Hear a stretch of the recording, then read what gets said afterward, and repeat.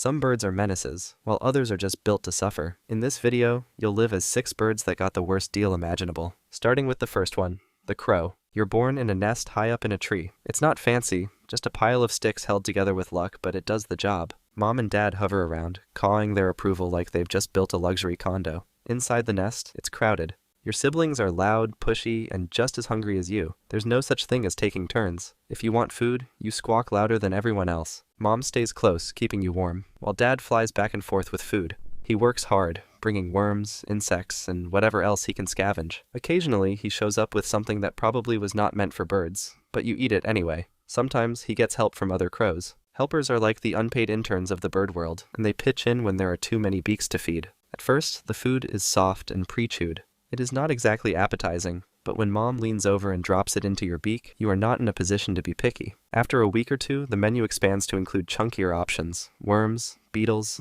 and other solid snacks become the new normal. You are growing fast, and apparently, that takes a lot of fuel. Beyond the nest, there's a whole world out there, but you don't care about that yet. Your only real priority is making sure you don't accidentally tumble out of the nest. It's a long drop, and you're pretty sure you wouldn't bounce. At around 1 month, Mom decides it's time for you to learn how to fly. You're not sure how wings are supposed to work, but you flap them anyway. Your first attempt ends with a graceful belly flop onto a lower branch. Not ideal. The second try is worse. You miss the branch entirely and end up in a pile of leaves on the ground. If anyone asks, you meant to do that. After a few days of bruised pride and questionable aerodynamics, you finally manage to stay in the air. Flying feels incredible, until you realize you have no idea how to land. You aim for a branch, misjudge entirely, and slam into it sideways. But hey, at least you're airborne now. Flying also comes with responsibilities. Suddenly, everyone expects you to keep up with the family. Mom swoops effortlessly through the trees while you're flapping along like a busted kite. There's no time for breaks either. Hawks are always watching and they love a wobbly rookie like you. And then there's food.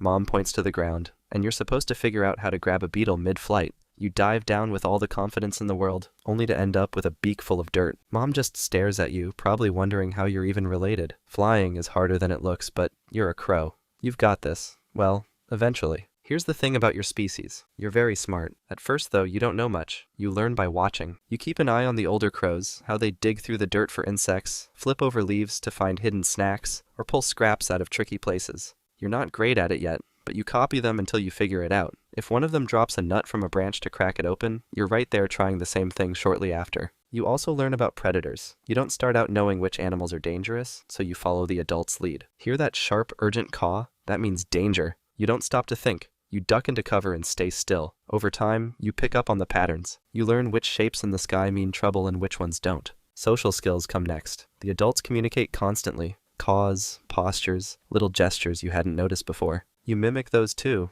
learning how to fit in without causing too much trouble. It's a lot to pick up, but you're getting there. And then there are humans. They leave food everywhere. Scraps, crumbs, and leftovers. You figure out where they drop things, when they're distracted, and how to grab what you want without getting too close. Some humans even offer food. Others try to shoo you away, which is hilarious because you remember faces. If they cross you once, you'll make sure they regret it later. Revenge isn't just satisfying, it's efficient. At some point, you realize it's not just you, your siblings, and your parents out there. There's a bigger picture, the local murder. Your extended family and a few neighbors become your social circle. It's chaotic, but somehow comforting. Foraging with the murder is your first real group activity. If someone finds food, word spreads fast, and everyone shows up uninvited. It's not exactly a cooperative effort, more of a free-for-all, but the numbers work in your favor. More eyes mean more chances to spot something edible. Then there's the warning system. If a predator shows up, the whole group rallies. One crow spots it, and within seconds, the alarm call spreads. You scream too, because why not? It's very loud and strangely effective. Hawks, cats, and other threats learn quickly that this neighborhood is not worth the trouble. Fitting in takes some effort. You watch the older crows to learn the unspoken rules, who to approach, who to avoid, and how to hold your own without stepping on too many feathers. It's a delicate balance, but you get the hang of it. The murder might seem like chaos from the outside, but it works. There's safety in numbers, a constant buzz of activity, and a sense that, even in the mess, you're part of something bigger. As you get older, you start spending less time with your family group. You still stick close to the murder, but your focus shifts to exploring on your own. The pull toward independence feels natural. There's a whole world out there, and it's time to see what it has to offer. Foraging becomes a solo activity. You explore new territories, testing your skills at finding food. Sometimes it's a win, like stumbling across a perfectly intact sandwich. Other times, it's a humbling experience, like when you mistake a piece of plastic for something edible. Trial and error is part of the process, and you're quick to learn what's worth grabbing and what isn't. Independence has its risks. Without a sentinel crow keeping watch, you have to rely entirely on your instincts. A rustle in the bushes or a shadow passing overhead means you freeze, assess, and act fast. Most of the time, you're quick enough to avoid danger, but there are close calls, like the time you nearly became a hawk's lunch. You've learned that sharp reflexes and a healthy dose of caution go a long way. Even though you're forging your own path, the murder is always there. When food is scarce or predators are a little too bold, you rejoin the group. Foraging together is easier, and mobbing predators is far safer with backup. Independence feels good, but so does having a safety net. One afternoon, you're minding your own business, poking around for something to eat, when a fox comes out of nowhere. It jumps, charging straight at you. You flap your wings like mad and barely make it to a branch. The fox jumps after you, snapping at your tail feathers, but you're faster. You let out a sharp caw, an alarm call, and within seconds, reinforcements arrive. The murder swarms in, dive-bombing the fox from every angle. You join in, swooping just close enough to make it flinch. The fox yelps, spins, and bolts, running for its life as the crows chase it all the way out of the area. You shake yourself off and hop to a higher branch. Crisis averted. Stupid fox. When spring rolls around, you decide it's time to find a mate. You don't rush it. Picking the right partner is important. To impress a potential mate, you pull out all the stops. A bit of aerial acrobatics here, some confident cawing there. It's not subtle, but it gets the job done. Once she agrees, you seal the deal with some mutual grooming and food sharing. With your partnership established, the two of you get to work on the nest. You both gather twigs, moss, and whatever else looks nest-worthy, hauling it up to the highest branch you can find.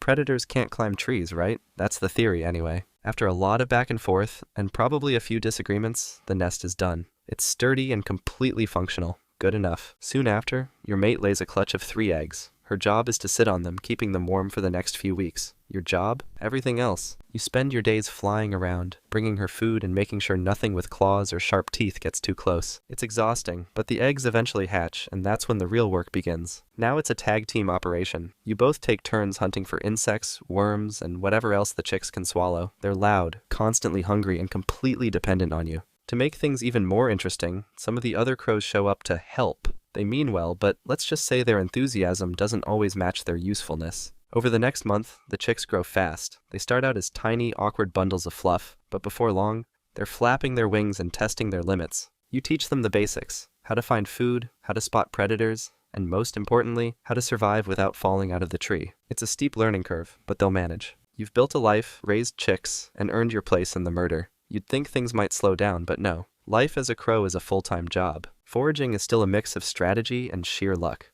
You've learned where the best scraps are: bins, picnic tables, human leftovers, but so has everyone else. It's a race to get there first, and someone's always trying to snatch your prize. Then there's the constant need to stay sharp. From a hawk to a cat, everything out there is probably trying to eat you. You mob those predators until they run away, annoyed but unharmed. Even humans can be a problem. Some are kind enough to toss food your way, while others swing brooms like you've declared war on their garden. You never know what to expect. And yet, it's not all stress. Every so often, you get a chance to explore. You mess with sticks, test out new ways to open tough shells, and sometimes just watch the world below from your perch. Your curiosity keeps you sharp, but it also gets you into trouble. This is life at its peak: cleverness, survival, and keeping one step ahead of everything and everyone. It's not glamorous, but you wouldn't have it any other way. But soon, everything will change. One day, while you're perched on a branch, a hawk comes out of nowhere. You do not even see it coming. There is no warning, no chance to react. In an instant, you are pushed from the tree and fall to the ground like a stone.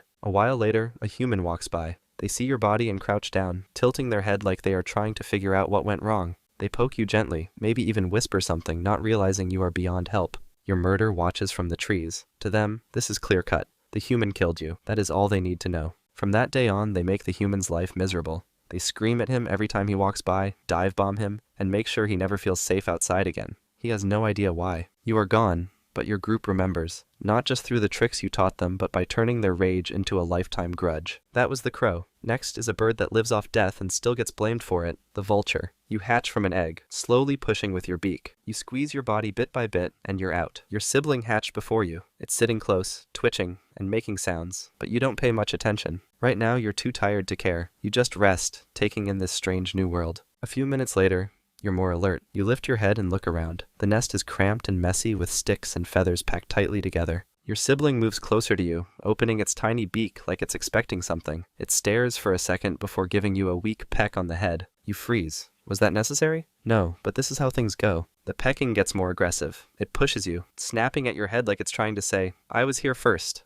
You try to push back, but you're not strong enough yet. You wobble back and almost fall onto your side. This goes on for a while, a weird, clumsy fight that neither of you are winning. Eventually, you both tire out and collapse. For now, it's a draw, but then something incredible happens. Food. A shadow passes over the nest, and a massive beak lowers toward you. You feel something soft and warm hit your face. You open your beak, and the food drops right in. It tastes strange, but you swallow it without question. Your sibling gets fed next, gulping its portion in one bite. For a moment, everything feels peaceful. You sit next to each other, full and content. But peace never lasts long in the nest. The days pass, and you're starting to get stronger. Your legs hold your weight now, and your wings are finally stretching out. You test them, flapping awkwardly in the cramped space of the nest, but your sibling isn't making life easy. Every time food arrives, it's chaos. They push, snap, and shove you out of the way. At first, you let it happen. You're smaller, and waiting your turn seems like a smart idea. They always seem faster, stronger, and hungrier, but hunger changes things. One day, the rumbling in your belly is too much to ignore.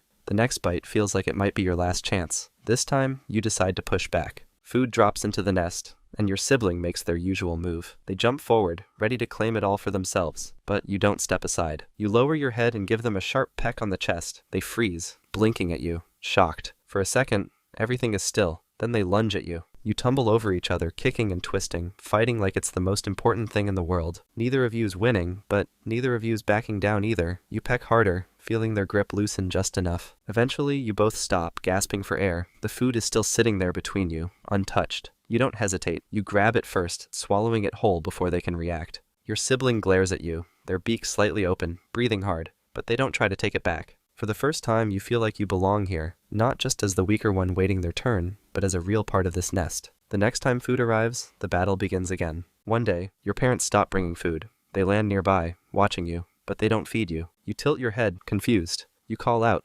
expecting them to swoop in with something to eat. Nothing happens. Then it clicks. It's time to fly. But you knew this moment was coming. For the last 4 months, you've been preparing. You spent hours walking around the nest, hopping from one edge to the other, flapping your wings just enough to lift off the ground for a few seconds. You learned how to balance on rocky ledges and steady yourself when the wind tried to push you over. And you knew that when the real flight came, it wouldn't be perfect. You'd crash. Everyone crashes the first time. You stand at the edge, legs shaking. The wind pulls at your wings, and for a second, you wonder if you should wait just a little longer. But there's no turning back now. You spread your wings, take a deep breath, and jump. The wind hits harder than you expected, throwing you sideways. You flap wildly, trying to get control, but it's no use. You spin, flip, and slam into a bush below. Your parents watch from above, circling, waiting for you to try again. You shake off the leaves, climb back to a higher spot, and spread your wings again. This time, it feels a little better. You glide for a few seconds before losing balance and tumbling into a rock. It takes several tries. Every failed attempt leaves you more sore, more frustrated, but you don't stop. Finally, you catch the wind just right, your wings steady, and you feel it, the lift you've been waiting for. The air carries you higher, holding you steady. You're flying, really flying. It feels incredible. The cliffs blur below you, and for the first time, the wind isn't fighting you, it's carrying you. Your parents call out from above, guiding you forward. Your heart races, but you flap harder. You glide beside them, feeling the rush of the sky all around you. But flying is only the beginning. Now you need to learn how to survive. Flying makes you hungry. You spend hours gliding over the cliffs, scanning the ground below for something. Then you see it. Other vultures are circling in the distance, their shadows stretching across the ground. You follow them, pushing through the wind despite the burning in your wings. When you land, the smell hits you first, thick and heavy. The carcass is big, already surrounded by vultures tearing into it. You hesitate, watching the chaos unfold. The bigger vultures shove and snap at each other, fighting for the best pieces. Their beaks drip with blood, their wings spread wide in a show of dominance. You stay on the edge, waiting for your chance. Finally, there's an opening. You dart forward and grab a chunk of meat. It's tough and cold, but it's food. You tear at it, swallowing as fast as you can. It's not much, but it's yours. No one notices. For now, you're safe. What you don't realize is that you're doing something important, more than just filling your stomach. Vultures are nature's cleanup crew. You eat the parts no one else will touch, bones, rotting flesh, things that would spread disease if left too long. Anthrax, rabies, and other deadly sicknesses that would kill most animals don't affect you. They pass through your body like they were never there. You don't think about any of this, of course, you're just here for the meal. But without vultures, the world would be full of things much worse than hunger. After your first successful meal, you get the hang of it. Carcasses mean survival, and every meal feels like a victory. But sometimes the real challenge isn't just finding food, it's keeping it. Other vultures aren't the only ones watching. One afternoon, you're soaring low over a road when you catch a different kind of scent. It's not a carcass, but it smells like meat. You tilt your wings, circling lower to get a better look. Below, a plastic bag lies half open, its contents spilling onto the ground. Bits of leftover meat poke out, shiny and red in the sun. You land carefully, your claws crunching against the dirt. The smell is strong, definitely food. You take a cautious step forward, tapping at the bag with your beak. It rips slightly, revealing more meat inside. For a moment, it feels like you found an easy meal. Then you hear it, a sound behind you. You freeze. A human stands just a few steps away, holding something in their hands. For a second, neither of you moves. Their eyes lock onto you, and then they wave their arms, shouting something loud and sharp. The sound cuts through the air, making your feathers bristle. You jump back, wings spread wide. They take another step toward you, their movements quick and clumsy. That's enough. You're gone, flapping hard into the sky. From above, you watch as they pick up the bag and toss it into a big metal bin. The food is gone. You won't forget that. Next time, you'll be faster. But humans, you'll never fully trust them. By now, you've figured out how things work. You fly, you find food, you fight for your share. But there's always competition. Every carcass is a battleground, and no meal comes without a struggle. One afternoon, you spot a carcass from high above. You dive down fast, aiming to grab a piece before the crowd grows too large. But then, you notice someone familiar, a rival you've seen before. Slightly bigger, slightly stronger, they always seem to get the best scraps before you can. The two of you lock eyes. For a second, neither of you moves. Then they make the first move, lunging for the best piece. You dive in too, beak snapping at the same chunk of meat. You both clamp down at the same time. Neither of you lets go. They yank hard, their wings flaring for balance. You tug back, your feet slipping on the blood-soaked ground. For a moment, it feels like they might win, but you hold on, digging your claws deeper into the dirt. You twist your head sharply, trying to rip the meat free. They tug again, harder this time, their beak dangerously close to your face. Your wings flap wildly for balance, and you nearly lose your footing, but you don't let go. You pull with everything you've got, and then finally, the meat tears in half. You stumble backward, clutching your prize. Your rival stares at you for a moment, breathing hard. Then they turn and walk away, scanning the carcass for something else. You sit down and take a bite. The taste is rich and warm, but you don't have time to savor it. Another vulture eyes your piece from the side, waiting for a chance to take it. You swallow quickly. Around here, the only rule is simple. Eat fast or lose everything. Time passes. The days grow shorter, and the air turns colder. Autumn settles over the cliffs, bringing a quiet change. The same drive that pushed you to survive now pulls you towards something else. You don't know why, but you feel it. An urge to find a partner and build something of your own. You land on a rocky ledge, scanning the sky. The wind is steady, and the cliffs stretch far in both directions. This is a good spot, safe and high above the ground. Then you see them. Another vulture circling just above. You watch quietly, waiting. They land beside you, their feathers ruffling in the breeze. Neither of you moves for a moment. Then they take a step closer. You stay.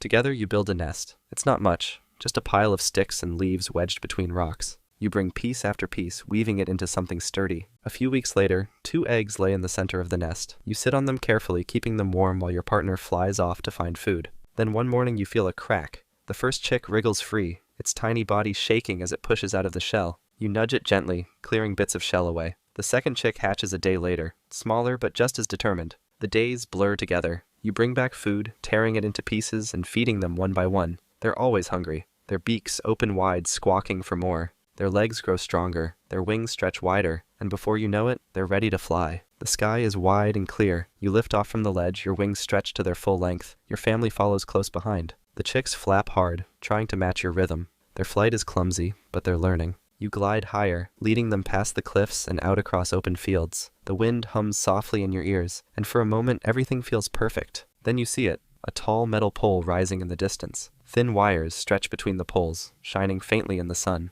You've rested on poles like this before. It feels safe. You tilt your wings and glide toward it, landing carefully on the metal bar. Your partner lands beside you, and then the chicks. For a second, everything is still. Then the hum begins, a blinding flash. The jolt strikes fast and fierce, shooting through your body like fire. Your wings seize, your legs lock. You try to move, but nothing listens. Your partner cries out first, wings flaring in panic before folding lifeless at their side. One chick thrashes, feet scraping desperately at the pole. The other tries to fly, but only manages a single weak flap before collapsing beside you. You want to reach them. You want to help.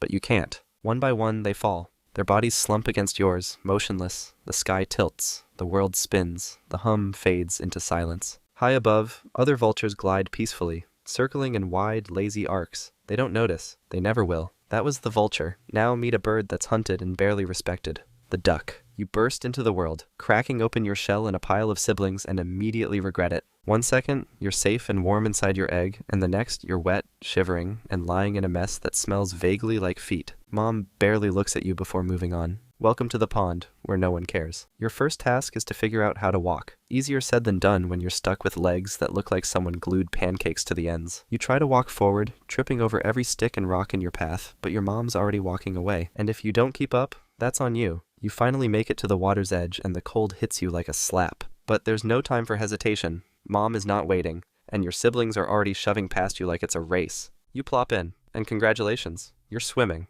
Well, sort of. It turns out floating is the easy part, but staying alive? Not so much. The pond might look calm, but beneath the surface, it's a free-for-all death trap. Mom doesn't seem too concerned. She's busy looking for her next meal while you and your siblings figure out how not to drown. You paddle around awkwardly, your tiny legs kicking furiously, trying to stay close to the group. But the second you let your guard down, a shadow glides over the pond. A hawk. Everyone freezes. Mom quacks an alarm and the group scatters. You dive underwater, your heart pounding, and stay there until your lungs feel like they're going to explode. When you finally resurface, the hawk is gone. For now, at least. Once you've survived your first swim, it's time to eat. Spoiler, ducks don't exactly have many options. You shove your face into the water hoping to scoop up something edible and come up with a mouthful of slimy algae. Just yum. It tastes like soggy grass clippings with a hint of pond mud, but you choke it down anyway. What else are you going to do? Starve? Not on your watch. You try again, determined to find something better, but your next bite is somehow worse. It's part algae, part mud, and part whatever that is.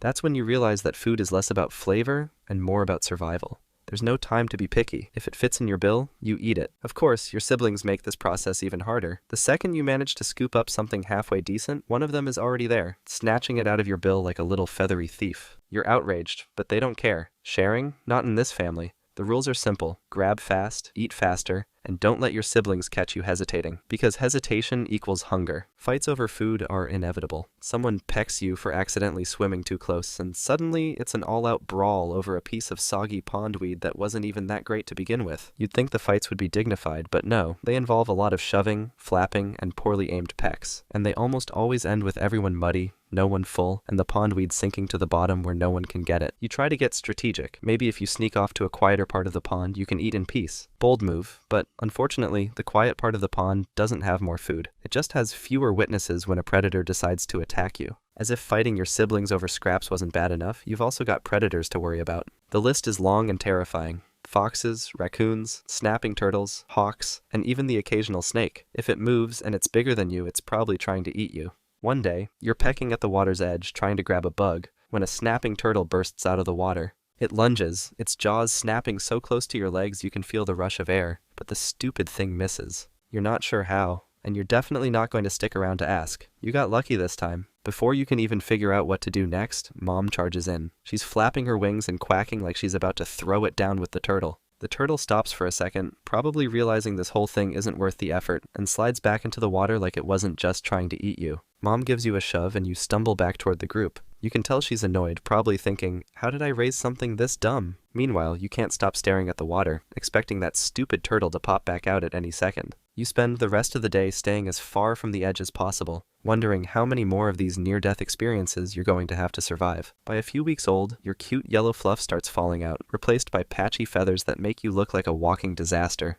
You're not exactly winning any beauty contests, and your siblings don't let you forget it. Pecking matches become a daily occurrence, and no one holds back. One wrong move, and you're getting shoved into the mud. And then there are the geese. Big, mean, and loud. They show up uninvited and make it their mission to ruin your day. They stomp around, honking at everyone and biting anything that moves. Mom tries to stand her ground, but even she knows when to back off. The geese take over the best spots, steal the best food, and leave you with whatever scraps they couldn't be bothered to eat. It's humiliating. At around 6 to 8 weeks old, you learn that flying is not a talent you're born with. It's a skill, and like all skills, you do it badly at first. Mom watches while you and your siblings make your first attempts. You flap your wings, push off the ground, and immediately crash. You do it again, this time managing to get a few inches of lift before hitting the dirt harder than you expected. No one's clapping. You keep at it because there's no alternative. Your wings hurt, your legs are tired, and every attempt ends with a humiliating thud. You even start wondering if walking was really all that bad. But by the end of week 8, something clicks. You manage to stay airborne long enough to actually go somewhere. You do figure out how to land.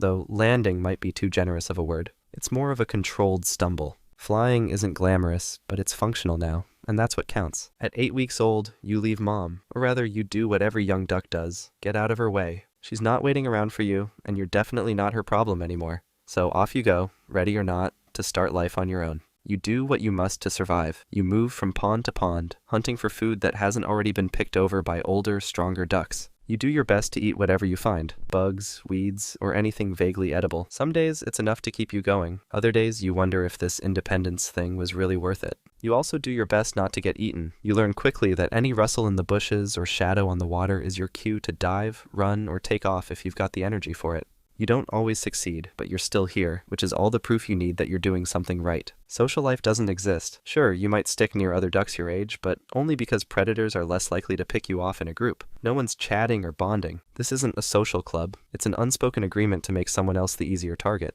As for romance, you should just forget it. The older ducks ignore you, and the younger ones are just as ugly as you are. You're not in anyone's top picks, and frankly, you don't have the energy to care. You do adapt though. Each day teaches you something new, like where to find better food, how to avoid predators, and which ponds to avoid altogether. And then winter hits. It turns out that ponds freeze, bugs vanish, and every blade of grass worth eating has already been picked clean. You spend your days digging through snow and mud for scraps. At nights, you're crammed under bushes, shivering and hoping nothing with teeth or claws notices you. The smart ducks, the ones who decided to migrate, are somewhere warm, floating on sunny ponds, eating whatever they please, but not you. You missed that opportunity. Maybe you didn't get the memo, or maybe you just weren't ready to make the trip. Either way, you're stuck here, living in the frozen wasteland you once called home. Food becomes an abstract concept. You eat whatever you can find. Half-frozen weeds, the occasional dead insect, and, if you're lucky, some seeds that haven't been buried under ice. But this is not enough. You lose weight, your feathers look worse than ever, and every morning you wake up surprised you made it through the night. Every predator out there knows winter makes things desperate. Foxes and raccoons patrol the frozen edges of ponds like they're waiting for a free meal. You do everything you can to stay out of their way, but you can't hide forever. Most of the younger ducks don't make it. You see their feathers in the snow and try not to think about how close you are to being next. But somehow, you survive. Spring eventually shows up, late as always, and with it comes a little hope. The ice melts, the bugs return, and you finally start eating enough to feel alive again. But you're thinner, weaker, and more tired than you've ever been. Eventually, you do what every duck does. You find a mate. It's not romantic or anything, but you meet a duck you don't actively dislike, and that's enough. The two of you stick together, searching for food, avoiding predators, and dealing with the endless chaos of pond life. For the first time, things don't feel quite so miserable. You spend time preening each other's feathers and floating together in the sunlight. It's nice. Peaceful, even. One day, you're sitting by the water, admiring your partner as they nibble at some grass. You catch yourself thinking, hey, maybe this whole survival thing isn't so bad. And then it happens. A blur of orange and teeth explodes from the bushes. Before you can react, the fox is on your wife, tearing into her like they're the special of the day. You freeze, watching in horror as it rips her head clean off. There's no time to mourn. The fox turns to you next. You flap your wings, try to take off, but you're too slow. The fox grabs you, and it's over. After all the fights, all the winters, and all the near-death experiences, this is how it ends. That was the duck. Up next is a bird so badly designed it didn't make it. The dodo. You break through your shell blinking at the world for the very first time. Your mom? She laid the egg and left. You never met her, and honestly, you're not going to. Dodo parenting isn't exactly a long-term commitment. It's all up to you now. You flop onto the ground and give standing a shot. Your stubby little legs are about as cooperative as two bent sticks, and after a couple of faceplants, you're on your feet. You wobble forward, your fat, useless wings flapping to keep your balance. It's awkward, but it works. Your first task is to figure out what's edible. You walk over to a berry on the ground, peck at it, and bingo. It turns out your instincts are decent, sweet, mushy, and exactly what you needed. With a belly full of berries, you realize you've got the essentials down. Walk, eat, repeat. Looks like you're going to make it. For now, at least. A few weeks in, you're starting to get the hang of being a dodo. Your legs are sturdier now, and you've stopped falling over quite so much. The forest is your playground, and it's packed with food. Berries, seeds, roots. They're everywhere, and you've developed a keen eye for spotting the best ones. You've also figured out that swallowing rocks is just something you do. They're not tasty, but they help smash up all the tough stuff in your stomach. It's kinda weird, sure, but if it works, it works. Every so often, you run into other young dodos. You sniff each other, stand there staring like you're both waiting for a thought to show up, and then just walk off. Maybe one of you lets out a squawk for no reason, but that's about as deep as your interactions get. Teamwork isn't really your thing. You're all just here to eat as much as possible and hope for the best. Who needs friends when you've got berries? By now, you've turned into a proper lump of a bird. That skinny little thing you were before is gone, and now you're big, round, and stomping around like you own the place. Why wouldn't you? There's nothing chasing you, food is everywhere, and honestly, it hasn't crossed your mind that life could ever be any different. Thinking ahead isn't exactly your strong suit. By the time you're a year old, you have your day all sorted out. In the morning, you look for food, in the afternoon you sleep, and in the evening you look for more food. You've even nailed the art of finding berries that are perfectly ripe and swallowing the occasional rock to keep your digestion running smoothly. Efficiency is your middle name. Your wings, however, are still a disappointment. Flapping them doesn't do much except stir up dust, so you've mostly given up. Flying seems like a hassle anyway. Everything you need is right here on the ground, and you're not exactly in a rush to go anywhere. Exploring new parts of the forest is about as adventurous as you get. Usually it's just more of the same. Trees, roots, berries. But every now and then, you stumble across something exciting, like a particularly big rock or a weirdly shaped leaf. Not thrilling, but it keeps things interesting. Still, there's this faint unease you can't quite shake. The island is quiet, almost too quiet. And there's this nagging feeling that things won't stay this way forever. You don't know why, but it lingers in the back of your mind. For now, though, life is simple. You eat, you nap, and you let the days roll by. If something's about to go wrong, it hasn't happened yet, so why worry? Spoiler, you probably should. One morning, you're walking through your usual berry-picking route when you notice something unusual. The horizon isn't empty anymore. There are strange, boxy things bobbing in the water. Boats, big wooden ones. You squint at them, not entirely sure what they are, but they don't seem to be doing much, so you go back to foraging. You are halfway through stuffing your face with nuts when the boats start unloading. Weird creatures start walking around. At first, you're curious. These creatures are loud, stomping around like they have never walked on land before. They're carrying long sticks and look very serious about something. You tilt your head, watching as they set up strange piles of sticks that eventually burst into flames. Fascinating. One of them notices you. He approaches, and you just stand there. Why wouldn't you? Nothing has ever tried to hurt you before. You blink, waiting to see what happens next, but then he grabs you. Just like that. One minute you're minding your own business, and the next, you're dangling in the air like a sack of berries. This is where you learn two very important lessons. 1. Humans are not your friends. 2. You're not as fast as you thought you were. The human finally puts you down, but not before giving you a look that says, "Do I roast this now or marinate it first?" You have never felt so judged in your life. You ran away quickly, but the encounter sticks with you. These creatures are different. The next few weeks are chaos. The humans make themselves at home, chopping down trees, building fires, and stomping through your peaceful little island like they own the place. Worse, they bring company. Rats run around the forest floor, stealing eggs from nests. Pigs are everywhere, destroying plants and digging up the ground as if they're on a mission to ruin your day. You even spot monkeys swinging through the trees, grabbing fruit faster than you can. And the humans? They seem to have developed a taste for dodo meat. At first, you notice them picking up fruit and messing with trees, so you keep eating and try not to pay attention. Then one day, while you are pecking at some berries, you hear a loud commotion. You look up and see one of the humans grabbing your neighbor, a dodo you vaguely remember standing next to at a fruit tree last week. The human lifts him up, and your neighbor squawks and flaps his fat wings in panic, but it does nothing. You watch frozen as the human carries him off toward the strange camp they have set up near the edge of the forest. It's far enough away that you can't see much, but you hear noises. Screaming, shouting, the unmistakable crack of something sharp, then silence. You wait, expecting your neighbor to come running back, maybe a little shaken, but otherwise fine. But he doesn't. Instead, you see the humans standing around their fire. One of them is holding something over the flames, turning it slowly. At first, you do not understand, but then a smoky, meaty smell drifts toward you, and it hits you. They are eating him.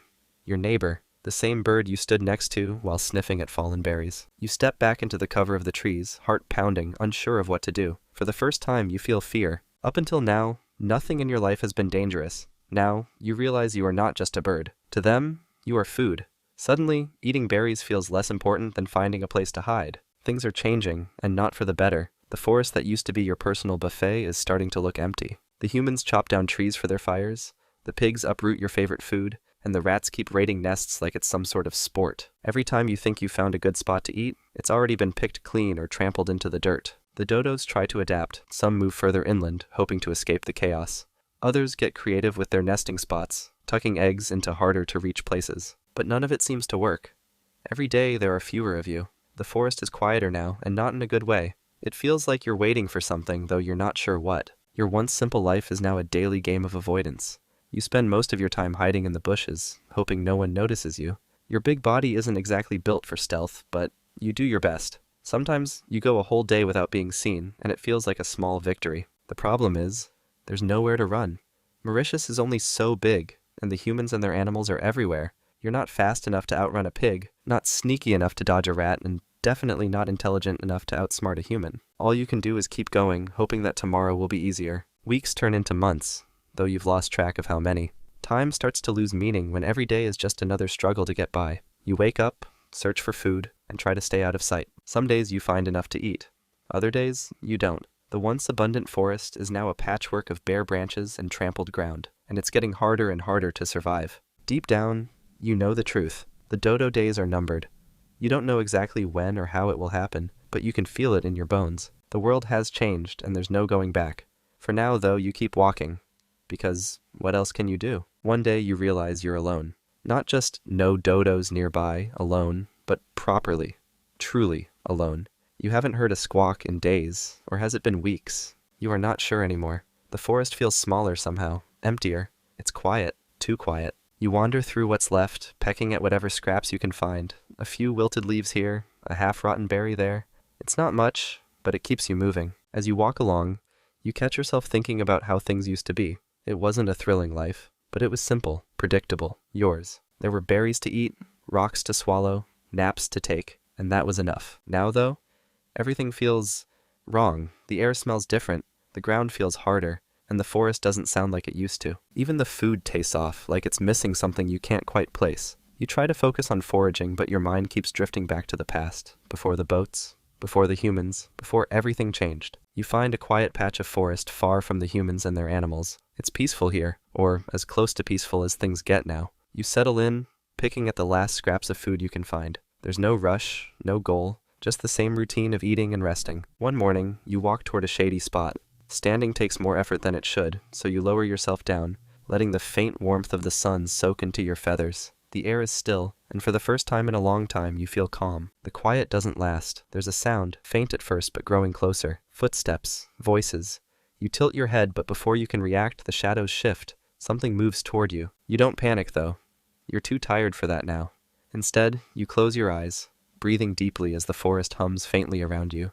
The leaves rustle, the waves crash in the distance, and everything feels still, like the world itself is pausing for a moment. You're gone, but the humans don't forget you. They write stories, draw pictures, and argue about how they could have let you disappear. They call you a symbol of extinction, a reminder of what happens when humans mess with nature. It's ironic, really. For a bird that didn't fly, you've managed to leave a mark that soars through history. That was the dodo. Now it's time for one trapped in ice, starving, and still raising kids. The emperor penguin.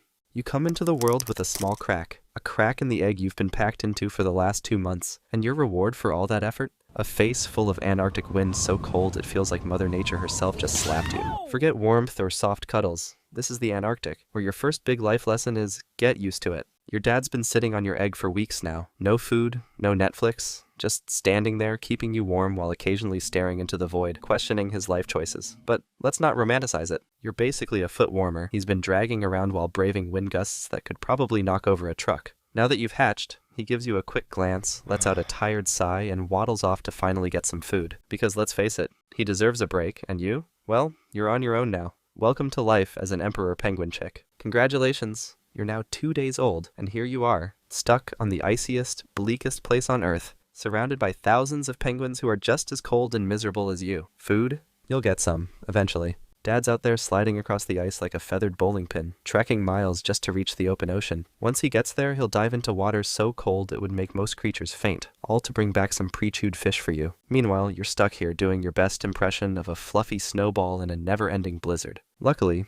you're not entirely alone. You've got your fellow chick pals to keep you company. Sure, they're just as clueless as you, but at least you can huddle together for warmth. A few weeks in, you've learned that the huddle isn't just about warmth, it's about survival. Stray too far from the group, and you'll quickly find out that skuas, those giant, menacing seabirds, have a thing for baby penguin snacks. Let's just say you're not eager to end up as lunch, so you stay close and waddle awkwardly to keep up. Inside the huddle, things are fine. Sure, it's warm, but it's also cramped, loud, and smells like a penguin convention after taco night. The adults take turns rotating positions so everyone gets a chance in the warm center, which sounds nice until you realize the middle is also where you're most likely to get pooped on. Small price to pay for not freezing to death, I guess. Just when you think you can't handle another minute of shivering, Dad finally returns. And guess what? He's brought food. Granted, it's partially digested fish that he spits directly into your beak, but hey, it's better than nothing. You slurp it up like it's a 5-star meal because, let's face it, you're starving. Of course, as soon as you're starting to feel full, Dad's off again to fetch more. The cycle repeats, waiting, eating, and trying not to freeze. Over time, you start to grow and your fluff thickens. You're waddling more confidently now, but the storms are still relentless. One wrong gust of wind, and you could find yourself sliding across the ice like a hockey puck. Fun for spectators? Not so much for you. Now that you're a few weeks old, it's time to start testing your balance, or at least trying to walk without immediately face planting. Walking on ice is tricky when you've got feet that are way too big for your body, but hey, you're a penguin. Awkward waddling is kind of your thing. The cold is still unbearable, but you're getting used to it. This is your life now. Endless snow, biting wind, and absolutely no chance of a warm beach vacation. But at least you're getting better at moving without falling over. Small wins. By summer, it's time to take the plunge. Literally. You're leaving the colony and heading to the ocean for the first time. This is your big moment, a chance to prove you've got what it takes to survive. But as soon as you hit the water, reality smacks you in the face. It's freezing. Like brain-numbingly cold. And as if that wasn't bad enough, there are leopard seals lurking beneath the surface, waiting to make a snack out of you. The good news? You're a natural swimmer. Your flippers, which made walking a nightmare, turn you into a sleek, speedy little torpedo underwater. The bad news? Leopard seals are faster. Out here, it's eat or be eaten, and you've got no intention of becoming someone else's lunch. After a few months of dodging predators and chasing fish, you're starting to feel like you've got this whole penguin thing figured out. Well, sort of. You're no longer the clueless fluffball you used to be, but you're not exactly a seasoned pro either. You're in that awkward teenage phase of life, just big enough to handle yourself, but still dumb enough to make some bad decisions. Life at sea isn't exactly relaxing. Sure, you've got freedom now, but it comes with a catch. You're completely on your own. Your days are spent hunting for fish, which sounds fun until you realize fish don't just sit there waiting for you. You have to dive, chase, and occasionally miss, all while keeping an eye out for predators. Oh, and speaking of predators, guess who's still around? That's right, leopard seals. They're bigger, faster, and sneakier than you, and that they're not interested in friendly conversation. The moment you spot one, your only option is to hightail it out of there like your life depends on it because, well, it does. And then there's the plastic. It drifts around the ocean like some kind of underwater junkyard. A plastic bag floats by, and for a second, you think it might be food. It's shiny, it's wiggling. How bad could it be? But no, something deep in your penguin brain tells you to stay away, and honestly, you should listen. One bite of that stuff, and you'll be regretting it long after it gets stuck in your stomach. Survival is hard enough without adding human trash to the mix. Loneliness? Yeah, that's a thing too. You spend months swimming solo, only occasionally bumping into other juvenile penguins. And when you do, it's not exactly a heartfelt reunion. They're too busy trying to catch fish or avoid becoming seal snacks to stop and chat. But hey, at least you're still alive. Out here, that's an accomplishment all by itself. After a few years of the solo ocean life, something inside you says it's time to head back to where it all began. Maybe it's instinct, or maybe you've just had enough of dodging predators on your own. Either way, you're going back to the colony, and oh boy, it's just as noisy and chaotic as you remember. But this time, you're not here to shiver and beg for food. You're here to find a mate. Easy, right? Wrong. The place is packed with penguins, all trying to impress each other with their waddles and calls. You'd better hope your waddle game is strong because the competition is fierce. The stakes? A lifetime of raising chicks, sharing body heat, and regurgitating fish for someone else. Romantic. Eventually, you find a match, someone who tolerates your awkwardness and agrees to partner up. Together, you take on the next big challenge, raising a chick. Your first job is to take turns guarding the egg, which means standing there for weeks, keeping it warm, and trying not to lose your mind. You think back to your dad doing the same thing all those years ago and finally get why he always looked so tired. As an adult emperor penguin, you've reached the top of the Antarctic food chain, which sounds impressive until you realize that just means you're less likely to get eaten than most things. You've seen it all. The storms, the predators, the endless hunger, and somehow you've survived. But don't get too comfortable. Time has a funny way of slowing you down. Your flippers, once powerful and fast, feel a little heavier these days. Hunting takes more effort, and you're not as sharp as you used to be. The cold seems colder, and even your trusty waddle isn't as reliable. One day, as you dive for fish, you spot a leopard seal. It's a familiar dance. You've done this 100 times before. But this time, something feels different. You're just a little too slow. Maybe you make it out alive, or maybe you don't. Either way, you know you're not invincible anymore. Life as an emperor penguin doesn't end with a big dramatic moment. Most don't die in some epic battle with a predator. They just get old, slow, and tired. One day, the ice or the ocean takes them back, and the cycle starts all over again. That was the emperor penguin. Finally, meet the bird that's too smart for its own good.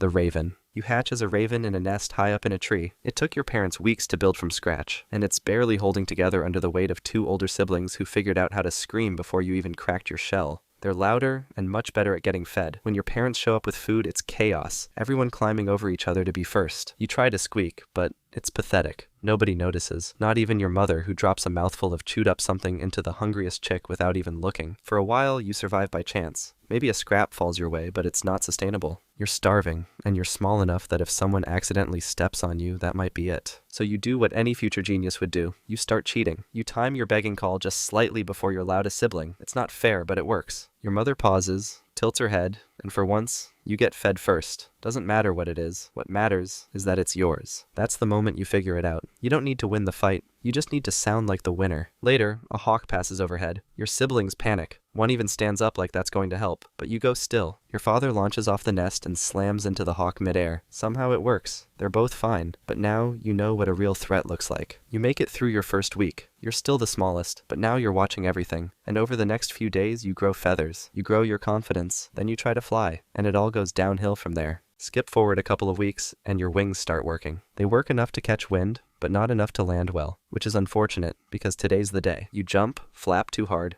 and drop straight into a bush. Your parents swoop in above you, calling for encouragement, or maybe they're laughing. It's hard to tell. The next few weeks are all about catching up. Your parents still feed you, but now you have to follow them. You fly behind them, crashing into branches and getting left behind more than once, but you're still learning. You watch where they find food, how they open things, where they stash leftovers, and you start copying them. They bury food constantly, under leaves, in cracks, behind rocks. Sometimes they fake it, tucking nothing into a patch of moss just to throw off other ravens. You try the same thing and immediately forget where you actually put your real food. But your parents don't help. They just watch. There's a strict no handout policy now. If you want more than a beakful, you work for it. You're also learning how to read body language. If someone twitches their tail, that means danger. If your mom lets out a soft purr, that's a squirrel that is about to get evicted from its acorn stash. You're starting to mimic things too. Your parents don't teach you that. You just do it. One day you let out a perfect hawk call and scare the feathers off your own sibling. Nobody knows how you learned it. You don't either. It just felt right. By month 4, you can fly, bury food, and even steal without falling off the branch. You're getting smarter every day, which is good, because soon you won't be with your parents anymore. At 5 months old, you're on your own. Your parents just flew off and didn't circle back. So now you follow the older ravens around your area. You hang back far enough not to get pecked, but close enough to see where they go. Every time one of them finds something, you dive in too and immediately get knocked out of the way. You squawk like you've been mortally wounded, but no one cares. The food's not yours. You try to sneak in, pretend to bury something nearby, hoping they get curious and leave the real stuff. It doesn't work. You're not convincing enough, so you leave and try to get food on your own. A few days later, you find your first opportunity. A seagull drops half a sandwich near a tree. You swoop in, and so do 3 others. A fight breaks out instantly. You try to yank the sandwich and fly off with it, but it's too heavy. You manage a few flaps before slamming straight into a trash bin and losing everything. You limp away with nothing but a bread crust and your dignity in pieces. But you're still learning. You start watching the seagulls more. They're dumb, but fast. They grab food, panic, and drop it if pressured, so you begin stalking them. You wait until they've snatched something, then swoop low, scream, and fake a mid-air attack. It actually works. One of them panics and drops half a chicken nugget. You grab it mid-fall and fly away before anyone can catch up. It's a win. Your first one. You land in a pine tree, beak full of processed meat, and let out a proud little croak. It's not much, but you got it yourself. And next time, you'll get more. Skip forward a bit, and you're 1 year old now. You're not technically alone anymore, not since you found the others. It started with a few calls in the distance, then you spot them. A loose group of young ravens circling a field, all of them around your age, so you join instantly. There's no formal initiation. If you can keep up, you're in. On the first day, you play the drop the stick game. Someone flies high, lets go of a twig, and the rest dive to catch it. You miss twice. But on the third round, you catch it mid-roll, and everyone croaks in approval. It's stupid, but you need some fun to occupy that intelligent brain of yours. Most days are spent looking for food and making bad decisions. Someone finds a dead rat, and 5 ravens show up pretending they found it first. There's a full-on standoff until a passing cat ruins everything. You practice mid-air rolls, figure out how to ride thermal updrafts, and learn who's fast and who's just loud. You're both, which helps. But not everything's a game. One morning, someone calls out sharply. Everyone freezes. A fox is stalking the edge of the clearing. Most of the group flaps up into the trees, but one juvenile tries to stand their ground, pretending they're bigger than they are. The fox lunges, and it's over in seconds. The rest of you watch from above, dead silent. Then slowly, you move on. After that incident, the group's a little more careful. And you're getting stronger, better at flying, and better at knowing when something's worth the risk. You won't stay with this group forever. Once you're older, the others will start pairing off, leaving for good. This phase is temporary, but you're not done being young just yet. There's still one trick you've been waiting to try. A few months later, you grew a little, but you're still not fully mature. The chaos of youth has been replaced by something better, calculation. And today, you see the opportunity. There's a carcass down on a field, untouched and exactly the kind of thing every raven in a 10-mile radius will fight over. You're not the first one to spot it, but you don't rush in. Instead, you land early a few meters away. You eye the scene and start scheming. Then, when you come up with something, you fold your wings, drop onto the ground beside the body, and go still. You pretend to be dead, not even moving your head as the others arrive. The first raven lands nearby and immediately freezes. It sees the carcass. Then it sees you lying right next to it. It hops back, eyes wide, then lets out a soft warning call. Another raven arrives, hears the call, sees you dead, and decides nope, too risky. Must be poison or a trap, so it backs off. And just like that, they're gone. You wait a little longer, just in case someone's watching. Then, slow as anything, you lift your head and look around. There's nobody here, so you start eating. Then you hop back and hide some in a hole. A little for now, a little for later. You repeat the trick twice more that week. It works every time. The others are suspicious now. You can tell. They eye you when you show up. They hesitate when you get too close. Good. Let them worry. Let them think you know something they don't.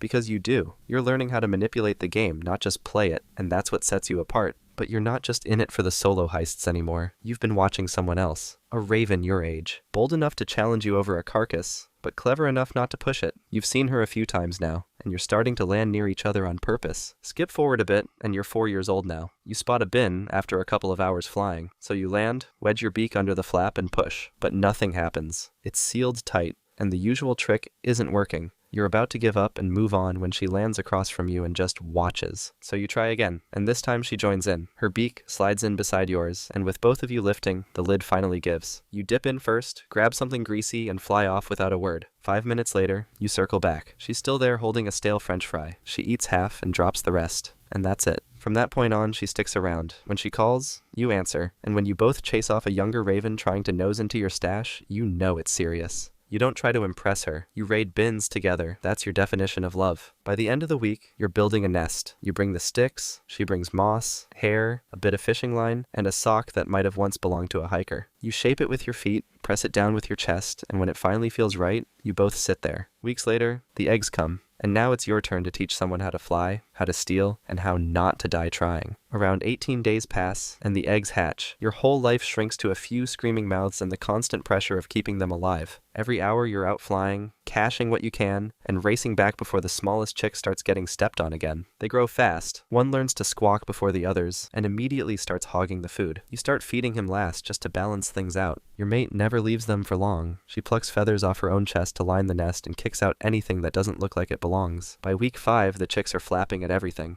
One nearly falls out trying to chase a beetle. You catch him by the leg just before he tumbles off the edge. He pecks you in the eye and waddles back like he was meant to do that. Their first flights are disasters. One clips a branch and lands upside down in a bush. Another takes off, panics midair, and slams into your mate. You don't help them. They've got to figure it out the same way you did. By 10 weeks, they're flying, and once they leave the nest, they don't come back. You and your mate stay behind in the same tree for a few more days, quiet again. You'll raise more next year, maybe 2, maybe 3, and one day, one of them might even stick around. Skip forward, and you're 12 years old now. You're flying with your mate and 2 of last year's fledglings because you decided to have kids almost every year. You're showing them everything you know. How to stash food without being followed, and how to read the wind like a map. That morning, you cross into an unfamiliar sky. After a couple minutes of flying, you spot a dead carcass lying on the floor. It's clean, and you don't smell anyone around it. So you land, and the others follow. Then it goes wrong. Dark shapes drop in from above. Young ravens. This is their ground, and you miss the signs when flying into it. They come in hard. One strikes from the left, and you take the hit. Another goes for your chick, and you cut it off midair. Your mate tries to herd the fledglings back, but they're panicked. You try to hold them back, pushing with every ounce of strength you've got.